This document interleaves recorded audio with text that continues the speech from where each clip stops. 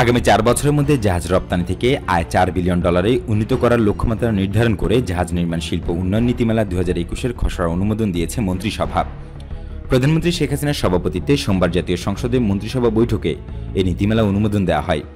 বৈঠক শেষে সচিবালয়ের মন্ত্রিপরিষদ সচিব জানান, জাহাজ নির্মাণ খাতের উৎপাদন বৃদ্ধি, এই শিল্প সংশ্লিষ্ট নানাবিধ ব্যাকওয়ার্ড লিঙ্কেজ শিল্পের বিকাশ, অধিক কর্মসংস্থান সৃষ্টি, আমদানির নির্ভরতা হ্রাস, রপ্তানি আয় বৃদ্ধি সহ জাহাজ নির্মাণ শিল্পের টেকসই বিকাশ ত্বরান্বিত করার জন্য শিল্প মন্ত্রণালয়ের উদ্যোগে একটি সময়োপযোগী কর্মপরিকল্পনা সহ জাহাজ নির্মাণ শিল্প উন্নয়ন নীতিমালা প্রণয়ন করা হয়েছে।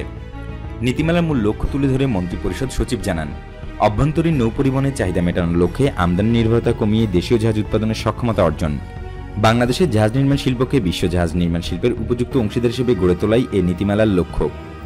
এছাড়া অধিক বিনিয়োগ ও উন্নত প্রযুক্তি ব্যবহার করে 2025 সালের মধ্যে জাহাজ রপ্তানি খাতের অবদান $4 বিলিয়ন উন্নীত করা হবে।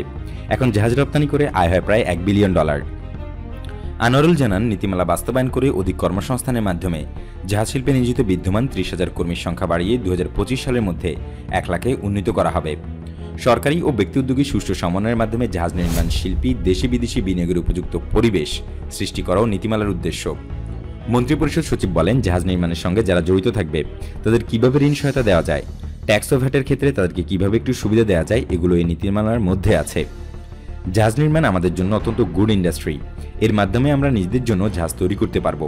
এতে আমাদের বৈদেশিক মুদ্রার সাশ্রয় হবে। উন্নত দেশগুলো সমুদ্রগামী জাহাজ নির্মাণ শিল্প থেকে দূরে সরে এসেছে জানিয়ে মন্ত্রিপরিষদ সচিব বলেন, তারা এখন আউটসোর্সিং করছে। আমরা চেষ্টা করছি যাতে এই ইন্ডাস্ট্রিটাকে আমরা ধরতে পারি। সেটা পারলে এখান থেকে বিপুল বৈদেশিক মুদ্রা অর্জন করা যাবে।